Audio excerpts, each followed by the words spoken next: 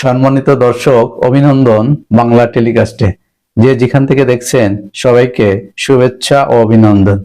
বাংলা টেলিকাস্টে আপনাদের সাথে আছি আমি জাহিদ খান।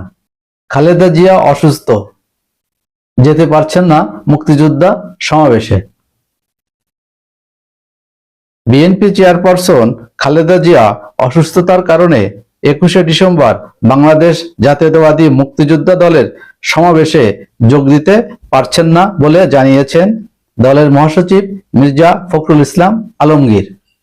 সকালে দলের চেয়ারপারসনের গুলশান কার্যালয়ে এক সংবাদ সম্মেলনে মির্জা ফখরুল বলেন, খালেদা জিয়া গত পরশু রাতে থেকে অসুস্থ। চিকিৎসকের পরামর্শে তার সমাবেশে অংশ নেওয়া বাতিল করা হয়েছে। এদিকে মুক্তিযোদ্ধা দল 21 তারিখের সম্মেলন খালেদা জিয়ার অসুস্থতার কারণে স্থগিত করেছে।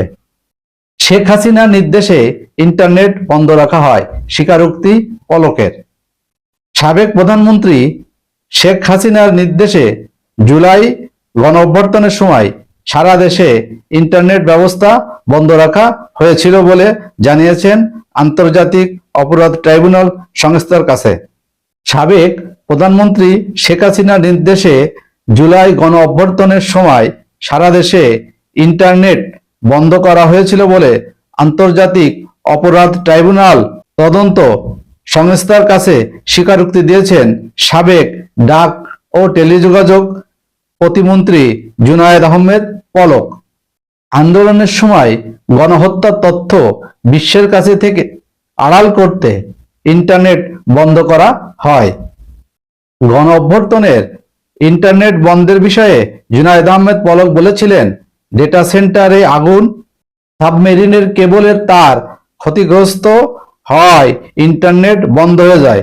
তার এসব তথ্য ও অসত্য ছিল বলে জানিয়েছেন প্রসিকিউটর তাজুল ইসলাম।